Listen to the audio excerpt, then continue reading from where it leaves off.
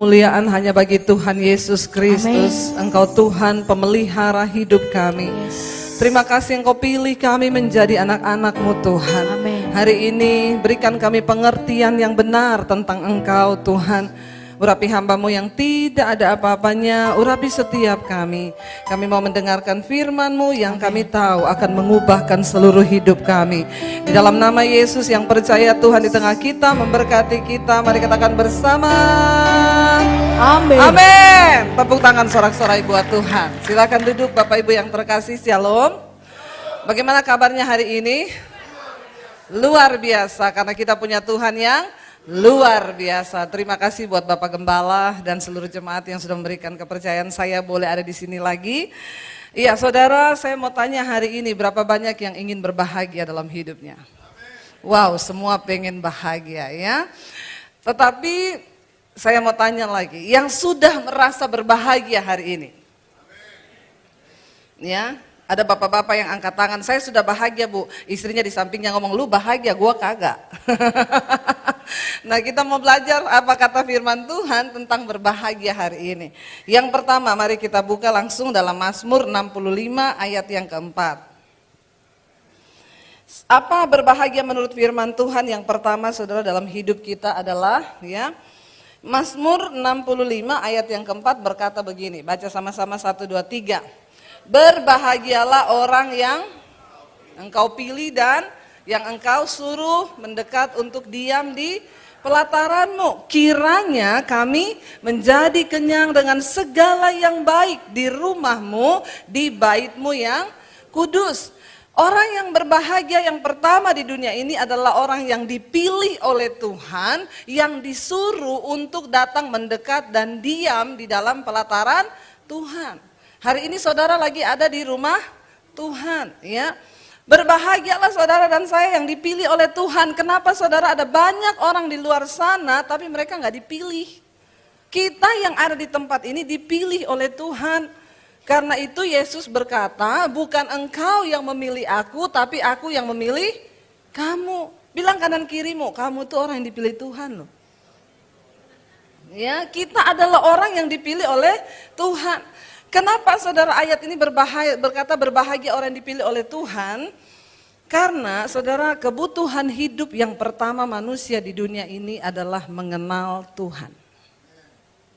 Tanpa mengenal Tuhan kita tidak akan mungkin berbahagia.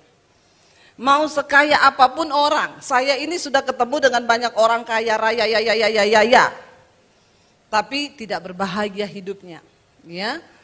Saya diundang di satu rumah orang kaya banget di Jakarta. Ibu bisa datang ke rumah saya enggak? Saya pengen didoakan sama ibu. Saya datang saudara, rumahnya dijaga sama tentara loh.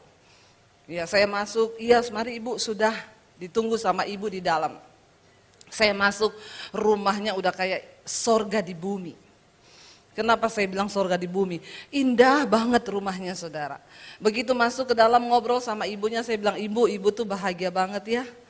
Rumah ibu luar biasa, pasti rumah tangga ibu berbahagia sudah punya segalanya. Dia bilang Bu Debi, justru itu saya ajak ibu ke sini. Kenapa? Saya sama suami sudah pisah ranjang, kita nggak tidur bareng sudah 4 tahun. Oh, kenapa ibu beli ranjang yang kecil? Beli yang gede biar bisa tidur berdua. Dia bilang udah gede Bu, tapi udah nggak cocok. Jadi kita pisah ranjang. Kekayaan saja bukan jaminan untuk kita bisa bahagia di dunia ini. Amin. Ya, makanya saudara jangan suka iri kalau lihat orang kaya. Ya, enak banget ya jadi dia kaya pasti hidupnya bahagia. Belum tentu. Ya. Kita mikir 10 juta udah pusing. Orang kaya mikirin 10 M pusing. Pusingnya sama enggak? Sama. Yang beda apa? Nolnya, bener enggak? Yang beda cuma di nol, tapi pusingnya sama. Nah hidup tanpa Tuhan itu celaka manusia. Yang pertama apa yang bisa membuat manusia itu bahagia? Karena kita dipilih Tuhan untuk mengenal Dia sebagai Tuhan dan Juru Selamat secara pribadi. Makanya orang yang mengenal Tuhan tuh gak perlu takut hidupnya. Kenapa? Karena kita mengenal siapa Tuhan kita. Kita tahu dia Tuhan yang turut bekerja dalam segala sesuatu. Apalagi yang paling berbahagia orang yang mengenal Yesus Kristus sebagai Tuhan. Kenapa? Dialah satu-satunya Tuhan yang datang ke bumi. Mau mati buat saudara dan saya. Karena tidak ada seorang pun yang bisa luput dari yang namanya hukuman dosa. Kecuali di dalam salib Yesus Kristus Tuhan. Amin. Kalau orang berkata bahwa salib itu ada jin kafir, buat kita salib itu adalah sebuah pengorbanan yang luar biasa. Amin. Salib itu adalah menyelamatkan umat manusia, saudara. Enggak apa-apa. Karena itu setiap kita yang dipilih untuk mengenal Tuhan, kita adalah orang yang berbahagia. Berapa banyak yang sudah dipilih oleh Tuhan? Jangan pernah tinggalkan pilihan dan panggilanmu di dalam Tuhan, saudara. Jangan tukarkan Yesus dengan apapun yang ada di dunia ini, termasuk uang, kekayaan, jabatan. Kenapa? Karena hanya di dalam nama Yesus itu ada keselamatan yang kekal bagi seluruh umat manusia. Yang kedua, siapa orang yang berbahagia di dunia ini? Mari kita lihat sama-sama di dalam Yakobus pasal yang pertama, ayat yang ke-25. Yakobus pasal yang pertama, ayat yang ke-25, kita akan baca sama-sama, saudara. Baca 1, 2, 3 dengan suara yang keras, 1, 2, 3. Tetapi barang siapa yang meneliti hukum yang sempurna, yaitu hukum yang memerdekakan orang, dan ia bertekun di dalamnya, jadi bukan hanya mendengar untuk melupakannya, tetapi sungguh-sungguh melakukannya, ia akan berbahagia oleh perbuatannya. Katakan, amin. Kalau kita melihat satu persatu dari ayat ini, saudara, dikatakan begini, ya, barang siapa yang meneliti hukum yang sempurna. Saya mau tanya kepada saudara, kira-kira menurut saudara hukum yang sempurna itu apa? Firman Tuhan. Banyak hukum di dunia ini, tetapi bagi kita yang percaya, hukum yang paling sempurna itu adalah hukum Tuhan, yaitu firman Tuhan. Jadi ayat ini berkata, barang siapa yang meneliti hukum yang sempurna, yaitu firman Tuhan, ya, lalu di sana dikatakan, ya, dan bukan hanya mendengarkan, ya, tetapi hukum yang memerdekakan orang, dan ia bertekun di dalamnya, bukan hanya mendengar lalu melupakannya, tetapi sungguh-sungguh melakukannya, ia berbahagia karena perbuatannya. Saya pengen kita belajar satu-satu, saudara. Meneliti hukum yang sempurna. Siapa yang tiap hari membaca firman Tuhan? Berarti Anda sudah membaca, tapi tidak sampai di membaca saja. Yang kedua, kita harus masuk kepada meneliti, ya. Artinya apa? Kita sungguh-sungguh cari tahu apa sih kebenaran dari ayat firman Tuhan ini. Karena di ayat yang lain dikatakan begini, jika tersingkap maka firman itu memberikan faedah yang luar biasa jika tersingkap. Persoalannya banyak orang baca firman tapi tidak tersingkap.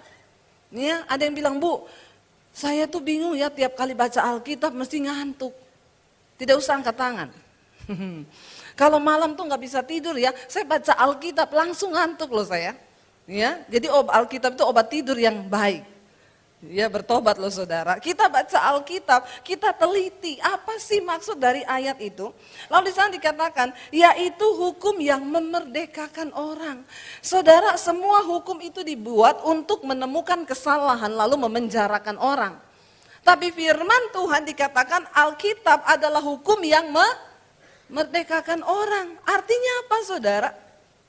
Saya tuh bersyukur, beberapa bulan yang lalu Tuhan suruh saya untuk bergerak di pelayanan media. Lalu Tuhan suruh saya bingung pelayanan media itu apa. Di beberapa TV di Jakarta saya sudah ada yang minta rutin untuk sampein firman. Saya bilang sudah Tuhan, tapi kayaknya enggak. Lalu Tuhan taruh saya mulai harus buka channel di YouTube, saudara. Ya, jadi saya punya channel YouTube Debbie Basjir TV, tolong like dan subscribe. Ya, lalu saya buka, saudara, itu saya tayangkan firman-firman. Saya begitu kaget setelah melihat apa yang Tuhan kerjakan. Saudara, YouTube itu lintas agama, lintas budaya, lintas negara, ya, dan itu menembus semua tembok-tembok yang tertutup bahkan bagi manusia itu bisa menembus. Ternyata salah satu cara pemberitaan Injil yang hari ini Tuhan bukakan adalah lewat YouTube. Lalu saya mulai beritakan, satu saat saya ditelepon dari satu orang subscriber di Belanda. Dia bilang gini, dia WA saya, Ibu, saya bisa nggak konseling sama ibu? Lalu saya balas ya, kenapa? Lalu dia cerita, saya sudah 5 tahun tidak ke gereja. Kenapa? Saya tersinggung sama orang gereja dan saya kepahitan sama orang gereja, saya kepahitan sama gembala. Jadi sudah 5 tahun saya tidak ke gereja, saya tidak ada hubungan dengan orang Kristen, saya tidak berdoa, saya tidak pernah lagi mencari Tuhan, saya nggak pernah baca Alkitab. Orang Kristen zaman now, tersinggungnya sama manusia, marahnya sama Tuhan. Coba kalau Tuhan cabut nyawa kita, satu menit aja nggak dikasih napas, mati nggak kita? Jadi jangan sembarangan saudara ya, karena kepahitan sama manusia lalu kita marahnya sama Tuhan. Bukankah hidup yang kita punya hari ini itu karena Tuhan? Amin. Lalu saya bilang sama dia, kenapa? Lalu dia bersaksi, dia bilang, ibu saya kan udah 5 tahun nggak ke gereja. Karena kepahitan saya udah blok semua nomor telepon orang gereja. Jadi suaminya dia itu bule saudara di Belanda. Waktu itu dia bilang dia baru mau ajak suaminya ke gereja. Dia bilang ibu bisa bayangkan ngajak orang bule ke gereja itu susah banget. Ya, karena mereka tuh rata-rata nggak percaya Tuhan. Akhirnya diajak mau saudara. Sampai di gereja kena masalah sama orang gereja. Lalu kepahitan tidak lagi ke gereja. Akhirnya dia bilang 5 tahun saya nggak ke gereja. Saudara bisa bayangkan orang 5 tahun tidak berdoa, tidak ke gereja, nggak pernah memuji Tuhan. Itu mukanya kayak apa? Lalu hidup dalam kepahitan itu mukanya udah ketekuk-tekuk, bener nggak? Kita ini kan ada masalah nyanyi aja ya, punya persoalan berat tiba-tiba Yesus pegang erat tanganku, air mata kita menetes, bener nggak? Udah jadi satu pelepasan, ada kelegaan yang baru, bener nggak saudara? Nah ini 5 tahun nggak ke gereja.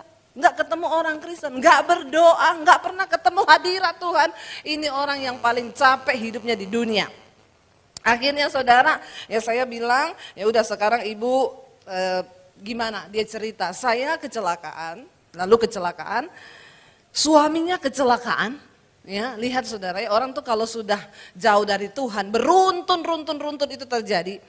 Lalu waktu saya kecelakaan, saya operasi bu, patah tangan, lalu dokter bilang saya tidak boleh kemana-mana 3 bulan, harus istirahat di rumah, tidak boleh kerja.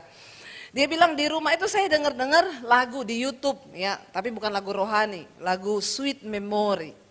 Ya, dia dengar lagu-lagu Sweet Memory. Lalu satu kali dia bilang, waktu lagunya habis, ganti ke khotbah saya. Lalu dia lihat gini, apalagi nih Debbie Basir, dia lewatin. Dia lewatin. Tapi setiap hari seperti itu, khotbah saya muncul terus di timelinenya dia buang sampai saudara berbulan-bulan. Akhirnya dia tergerak gini, kenapa ya? Coba dengerin aja lah, ini pendeta ngomong apa sih? Lalu dia klik. Waktu dia klik, dia lagi denger saya ngomong. Mungkin pas yang khotbah saya gini, saudara, orang yang hidup dalam kepahitan itu seperti orang yang minum racun, tapi dia berharap orang lain yang mati. Bodoh nggak? Ya siapa yang mati kalau dia minum racun? Ya yang minum racun yang mati, bener nggak? Tapi orang yang kepahitan itu, dia minum racun tapi dia berharap orang lain yang mati. Ya bodoh nggak kita? Iya saudara. Lalu dia dengar itu, lalu dia bilang loh, dia mulai dengar saudara, ya dia kayak dijamah Tuhan. Lalu tiap hari dia dengerin khotbah saya. Sampai satu kali dia masuk di inbox saya, dia tanya, Bu, saya bisa minta nomor HP? Akhirnya saya kasih nomor HP, lalu dia telepon itu saudara. Nah waktu dia ngomong begitu, saya bilang, oh ibu nggak benar bu, ibu harus cari gereja. Kenapa? Ibu harus bertumbuh di gereja. Sekalipun ibu kepahitan sama orang gereja, tapi jangan biarkan, loh saudara, bukankah di gereja ini tempat kita dibentuk? Gereja ini bengkel. Jadi kalau saudara tersinggung sama orang gereja, haleluya puji Tuhan 12 kali, berarti Tuhan mengasihi dan sedang membentuk Anda, amin. Ya itu cara Tuhan untuk membentuk kita, karena Alkitab bilang besi menajamkan, manusia menajamkan sesamanya. Akhirnya saudara dia telepon ya. Lewat telepon saya berdoa, Bu, saya mau berdoa buat ibu. Lalu saya berdoa di telepon, dia nangis di jamah Tuhan. Nangis sejadi-jadinya. Saya berdoa segala kepahitan, aku patahkan, hancurkan di dalam nama Yesus. Lepaskan Tuhan. Setelah selesai berdoa dia bilang, Ibu, saya tutup dulu sebentar teleponnya ya, saya rasa kepengen muntah. Lalu saya bilang, gak apa-apa ibu, pergi aja ke toilet cepat, sekarang muntah, lalu bilang dalam nama Yesus gitu ya.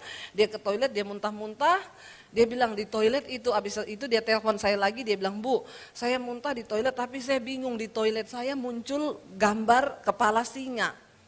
Lalu singa itu bilang, kamu jangan pernah hubungi pendeta itu lagi, buang nomor teleponnya. Lalu dia terjadi satu pergolakan batin, saudara.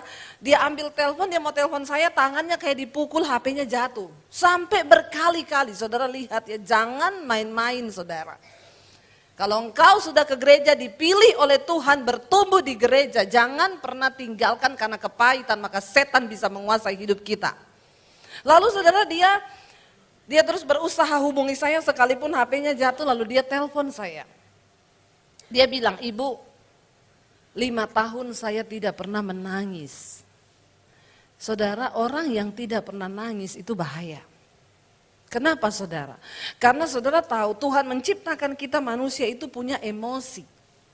Kenapa Tuhan kasih kita air mata? Supaya kita bisa menangis. Waktu engkau menangis, ya, bahkan di dunia psikolog pun orang itu saudara dikatakan ketika manusia menangis apa yang terjadi? Engkau sedang membuang racun lewat air mata, itu toksin.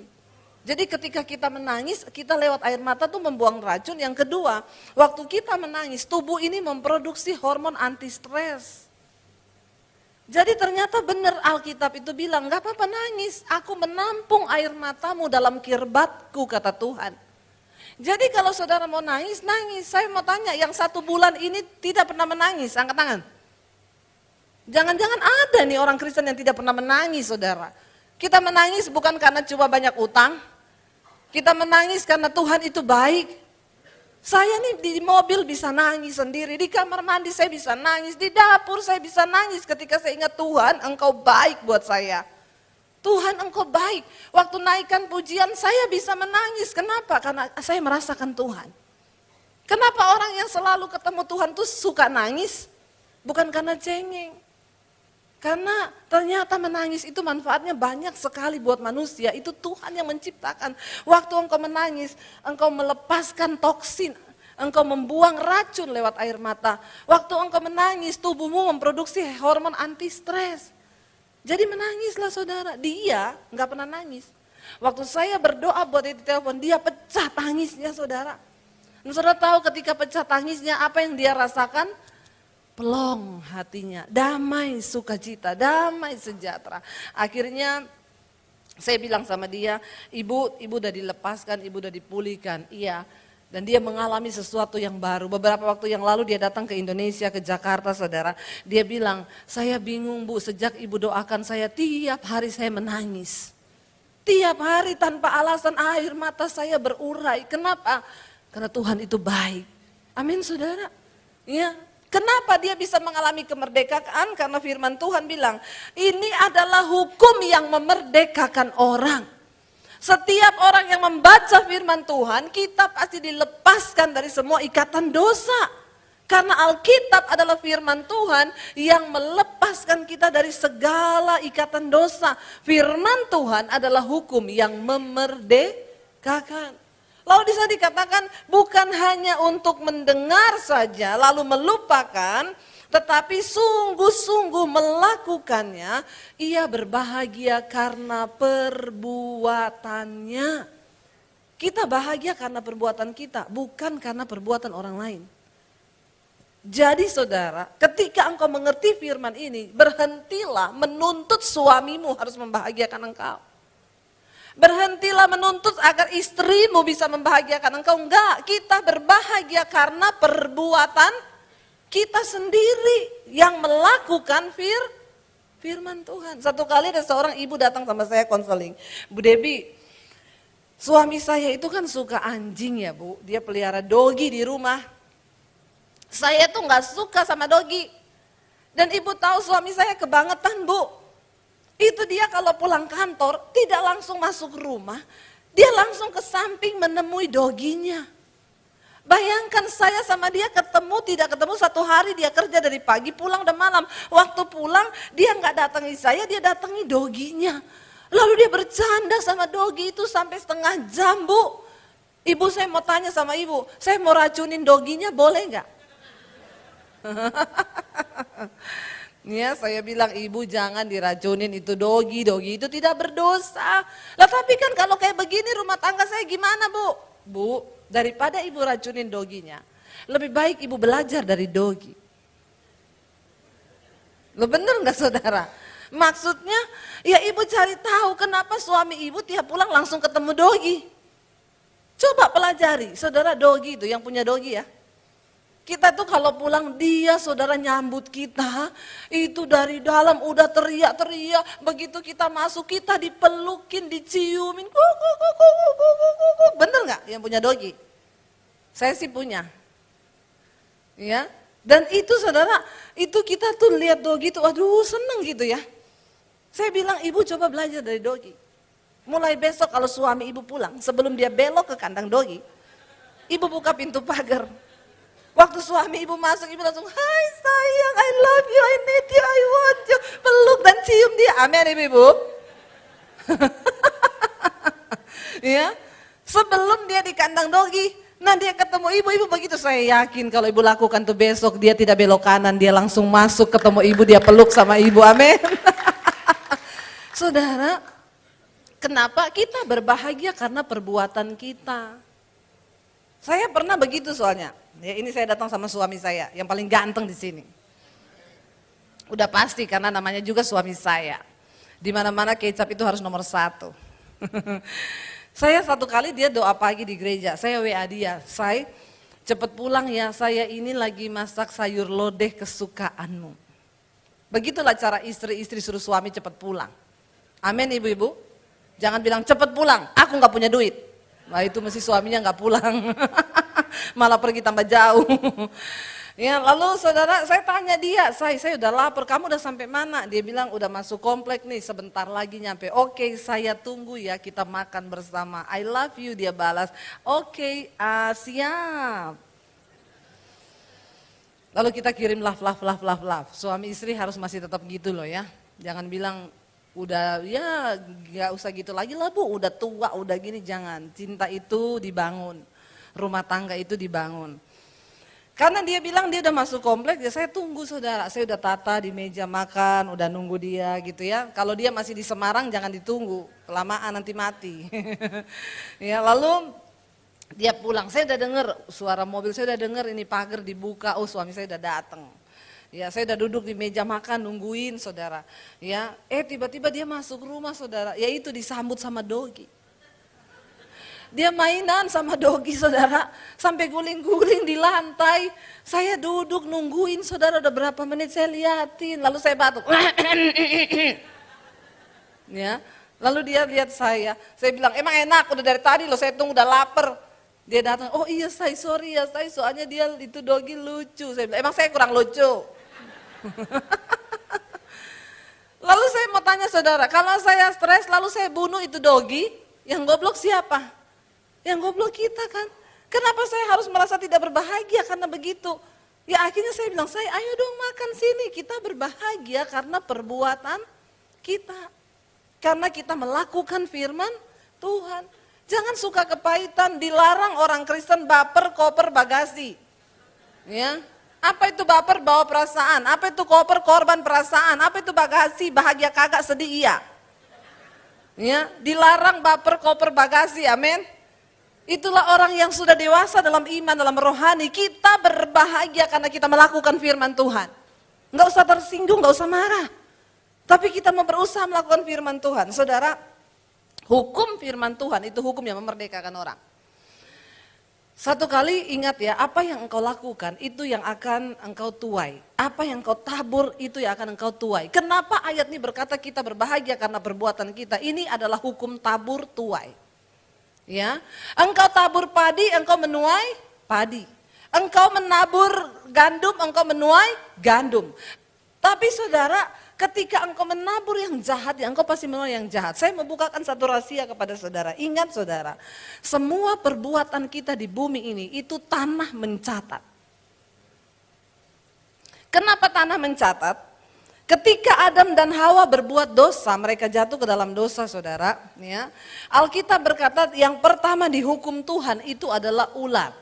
Tuhan berkata begini, ular, Karena engkau sudah mengikuti bujukan iblis dan engkau membujuk manusia untuk berbuat dosa, maka terkutuklah engkau di antara segala binatang, dengan perutmu lah engkau akan berjalan. Tidak ada hal yang paling menyiksa selain berjalan dengan perut. Coba saudara pulang, coba di rumah. Ya, saudara tengkurap gitu terus berjalan sama perut, itu nggak mungkin jalan saudara. Itu pasti, apalagi yang gendut cuma toyeng-toyeng di tempat. Nggak bisa jalan itu saudara ya. Itu siksa ya. Lalu yang kedua, Tuhan bilang gini kepada Adam, Adam, karena engkau mengikuti bujukan ular dan juga perempuan itu, maka terkutuklah tanah bagimu. Yang dikutuk Tuhan itu tanah. Engkau dengan bersusah payah akan mencari nafkah di atas tanah, tetapi semak durilah yang akan engkau dapetin. Dengan susah payah mencari rezekimu saudara ya, semak duri dan rumput duri yang akan engkau hasilkan, yang dihasilkan tanah. Kenapa tanah yang dikutuk? Karena tanah itu berbicara tentang kehidupan. Kita dicipta dari tanah. Mau kaya, mau miskin hari ini saudara, kita semua hanya dicipta dari tanah. Tapi kalau hidupmu terlalu banyak masalah, jangan-jangan dari tanah sengketa. Nah, itu perlu didoakan pelepasan itu ya. Saudara, ya jadi sejak tanah dikutuk, sejak saat itu tanah mencatat semua perbuatan hidup kita. Buktinya apa? Ketika Kain membunuh Habel, Alkitab berkata, dari mana? Dari tanah. Darahnya berteriak meminta keadilan kepada Tuhan dari tanah. Darahnya minta keadilan dari tanah. Ada orang yang bilang gini, tapi kan saya berselingkuh di atas lantai 20. Bukan di atas tanah, hati-hati. Bangunan itu dibangun di atas tanah.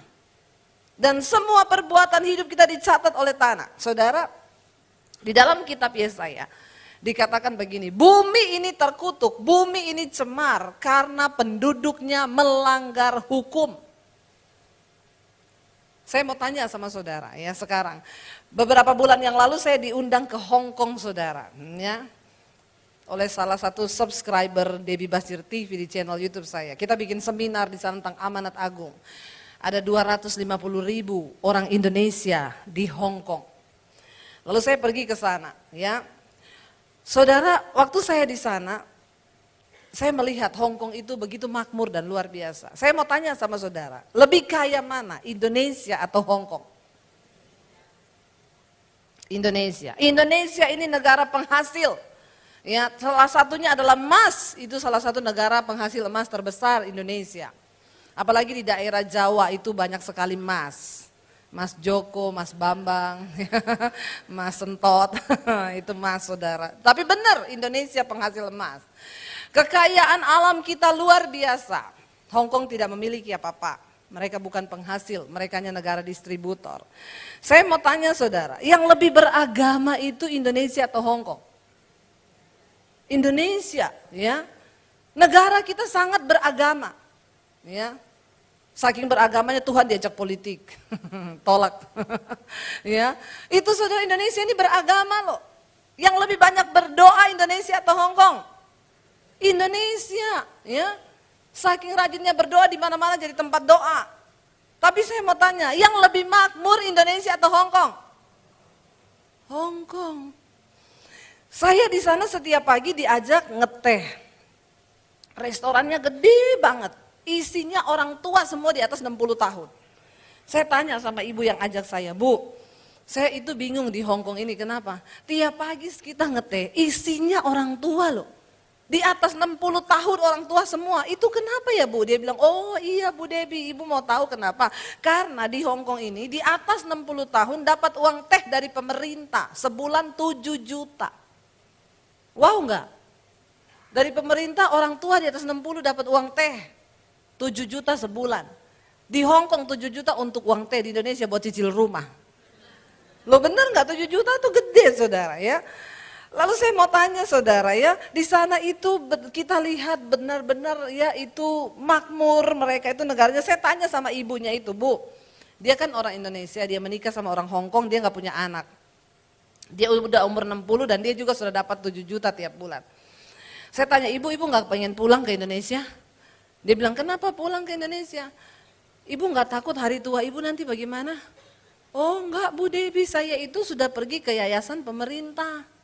Nanti kalau saya sakit yang urus pemerintah. Maaf ya Bu, sampai saya mati, saya ini sudah punya ukuran bajunya, model baju apa yang mau saya pakai di peti, nomor sepatu saya, model sepatu apa, saya sudah pilih semua di yayasan pemerintah. Jadi untuk nanti saya meninggal disemayamkan di rumah duka apa, sudah komplit. Jadi kalau terjadi apa-apa sama saya, itu semua yang tanggung pemerintah. Wow enggak saudara? Saya mau tanya, kenapa Hong Kong begitu makmur, Indonesia enggak? Karena di Indonesia banyak orang yang melanggar hukum. Ya saya tadi berkata, bumi cemar, bumi terkutuk karena penduduknya melanggar hukum. Saudara, ya saya tuh di Hong Kong jam 2 malam saudara.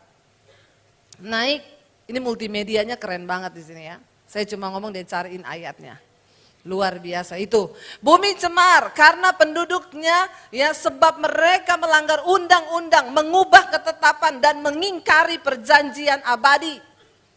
Benar nggak? Itu terjadi nggak? Terjadi. Saya di Hong Kong naik taksi saudara, jam 2 malam di lampu merah. Kalau sudah lampunya kuning, dari jauh dia lihat kuning, dia ngerem. Ciii, injak rem. Berhenti pas di lampu masih kuning, tiba-tiba merah. Cereng. Saya bilang, wih luar biasa ya Pak, padahal nggak ada polisi. Kalau di Indonesia, kok Anda sudah tertawa ya? Kayaknya pengalaman pribadi nih. Kalau di Indonesia lampu kuning yang diinjak gas atau rem? Bertobat. Ya, yang diinjak gas saudara, pol. Beberapa waktu lalu di Jakarta saya baca berita saudara, seorang Gojek online meninggal dunia. Kenapa? Di lampu merah. Dia injak rem, dari belakang mobil Pajero injak gas. Jadi dia berhenti dari belakang, gasnya pol kan. Mau cepet-cepet biar keburu kuningnya. Begitu dia injak rem dari belakang gas, terlempar mati di tempat. Mungkin tukang ojeknya lama tinggal di Hong Kong. Pajeronya orang Indonesia. Ya, saya pernah saudara sama teman saya, itu di Solo dulu. Teman saya nyetir, begitu sudah di lampu merah, saya udah lihat dari jauh, Bu udah kuning loh, mau merah Bu. Dia bilang gini, enggak ada polisi. Ya, dia injak gas saudara ya, dia tancap gas. Bener, kita di lampu merah, pas sudah merah tapi masih dapat ekornya sing lewat. Sampai di depan polisi gini. Ya, lalu teman saya berhenti, dia buka kaca, polisinya gini, maaf ibu tahu pelanggaran ibu? Saya nyeletuk, tahu Pak, yang saya tidak tahu Bapak muncul dari mana? Di Indonesia, enggak aparatnya, enggak rakyatnya. Harusnya kan dia berdiri di lampu merah kan, supaya kita lihat dia, supaya kita takut kan. Dia sembunyi di balik pohon. Sambil ngomong mudah-mudahan melanggar, mudah-mudahan melanggar. Inilah saudara Indonesia, kita perlu berdoa buat bangsa ini. Kenapa? Buminya cemar, terkutuk karena penduduknya melanggar undang-undang, melanggar ketetapan. Jangankan undang-undang yang kelihatan saudara, kita ngomong kita nggak bisa taat, apalagi hukum Tuhan yang tidak terlihat. Nah Alkitab bilang hukum Tuhan itu memerdekakan orang. Saudara misalnya coba ya, ketika engkau baca satu ayat misalnya begini, bersukacitalah, aku katakan bersukacitalah. Lalu saudara bilang gini, aku mau mempraktekkan ini. Aku mau mempraktekkan. Saudara bangun pagi dalam nama Yesus, bersukacitalah. Waktu saudara keluar kamar ketemu orang, banyak orang yang bikin mencabut damai sejahtera kita kan. Ketemu orang kita mau sukacita, ada orang yang bikin gak sukacita kan. Ketemu pegawai, ketemu orang, ketemu ini, aduh ketemu sopir truk di jalan. Kita udah di jalur yang benar, dia nyerobot bikin marah kan. Tapi ketika saudara bilang, aku mau bersukacita. Lakukan itu. Saudara, sesuatu yang engkau ulangi selama 21 kali akan menjadi sebuah kebiasaan. Lalu engkau akan mulai melihat firman Tuhan itu mengubahkan engkau. Saya dulu pernah dicerita di sini kan, ada satu bapak yang darah tinggi minum obat terus tiap hari itu. Saya lupa saya pernah cerita apa enggak. Tapi dia datang ke dokter kan. Ini juga alkitabiah loh, dok. Saya ini tiap hari marah-marah dok karena saya darah tinggi. Tapi saya nggak mau minum obat tiap hari. Dokter punya nggak resepnya? Oh bisa. Bapak coba ya, 1 hari Bapak minum jus. Pagi jus timun, malam siang jus apel, malam jus belimbing. Lalu coba Bapak coba itu seminggu ya, nanti Bapak kembali lagi. Dia balik, nggak bisa dok, tetap darah tinggi, tetap minum obat. Yaudah coba 2 kali lipat dosisnya ditambah, 2 gelas, dilakukan 1 minggu balik. Gimana perubahannya? Malah tambah darah tinggi, kenapa? Kembung perut saya. Oke, kita coba, apa dok? Kasih dong saya resep, masa nggak bisa? Dokternya bilang oke, kalau Bapak mau, tanpa alat dan bahan, hanya niat dari hati. Setiap hari Bapak harus tersenyum 20 kali selama 20 detik. Mau nggak? Oh gampang dia bilang, cuma senyum kan? Iya 20 detik, oke. Dia pulang, naik ke mobil, sopirnya buka pintu. Mari Pak, gimana Pak? Terima kasih. Sopirnya bingung, kok Bapak jadi gini ya? Dia hitung 20 detik, 1, 2, 3, 4, 5, 6, sampai 20 detik. Sampai di rumah pulang istrinya tanya, gimana Pak tadi hasil dokter? Biasanya kan marah, urusan saya toh, kenapa tanya-tanya? Begitu ditanya istrinya, gimana Pak? Baik mah. Saya masuk kamar dulu ya, dia hitung 1, 2, 3, 4, 5, 20 detik. Begitu bangun pagi, anak-anaknya udah duduk di meja makan, istrinya biasanya dia kalau keluar ketemu anak, kamu kuliahnya gimana? Papa nggak mau ya buang-buang uang terus kuliah tidak pernah selesai. Begitu itu anaknya gini, pagi Pak, anaknya udah siap, mau dihakimi apa lagi nih? Pagi Pak, bapaknya gini, kuliahmu gimana? Ya 20 detik. Ya dia hitung, udah 4 kali. Lalu dia mau pergi kantor, Bapak berangkat dulu ya nak ya, yuk mah. Berangkat dia, semua anaknya gini. Karena mau sembuh. Lalu dia datang di kantor saudara, ini saat yang menegangkan di kantor, pegawainya lagi ketawa-ketawa di kantor. Begitu dengar mobilnya, bos datang. Ternyata bosnya ini punya karunia, punya roh kuda merah.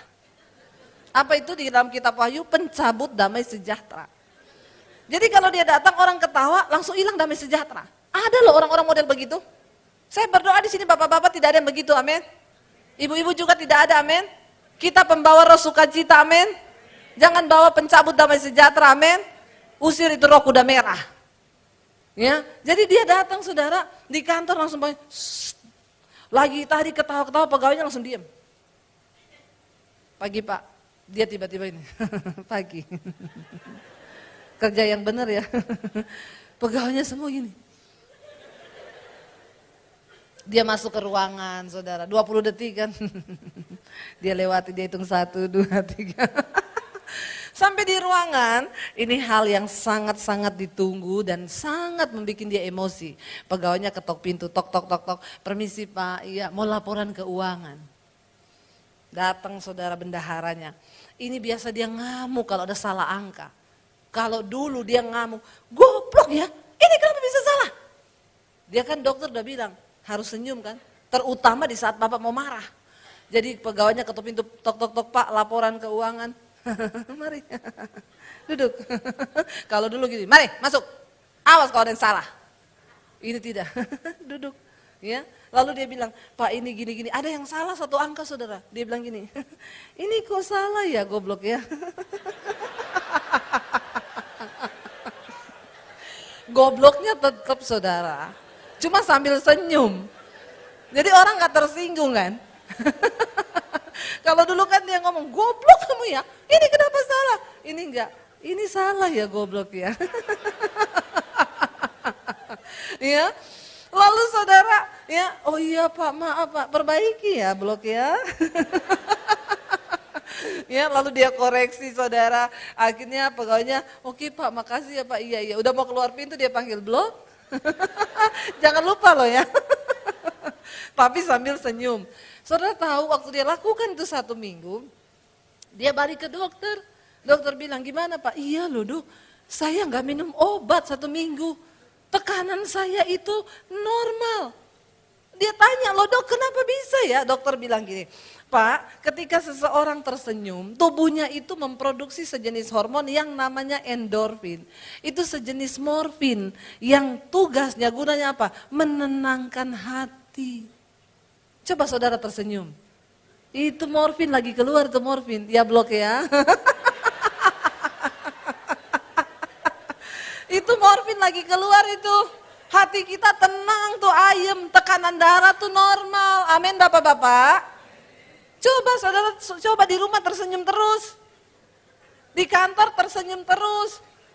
Tapi kalau Anda marah-marah, Anda stres, maka itu benar tadi firman Tuhan itu bilang, maka engkau akan berbahagia oleh perbuatanmu, katakan. Amin. Ya, dan ketika kita berbahagia oleh perbuatan kita, kenapa? Karena kita melakukan firman Tuhan. Tidak ada satu orang pun yang bisa mencuri kebahagiaanmu ketika engkau terus punya prinsip, aku berbahagia karena perbuatanku melakukan firman Tuhan. Saudara, hari-hari ini ingat kita hidup ini di dunia ini singkat. Alkitab bilang cuma 70 tahun. Kalau nyampe, karena banyak yang tidak nyampe. Selanjutnya ada nggak ada yang 80 sampai 100 banyak, tapi kebanggaannya adalah sakit, penyakit dan penderitaan. Karena memang itu Alkitab sudah bilang. Ya, makanya kalau berdoa juga jangan terlalu minta panjang-panjang. Ya, saya udah ketemu 2 orang di Jakarta, berapa orang bukan cuma 2, yang umurnya 100 lebih. Ketemu mereka apa, Oma, mau didoakan apa? Doakan biar mati. Udah 2, yang satu juga begitu. Pak, mau berdoa buat apa? Ulang tahun yang ke-106. Masih sehat. Bapak mau doakan buat apa? Biar mati Bu Pendeta. Lah kenapa pengen mati? Dari umur 40 tahun dia nggak makan gorengan, nggak makan daging, nggak makan semuanya, mencapai 106. Begitu 106, mendoakan apa Opa? Pengen cepat mati.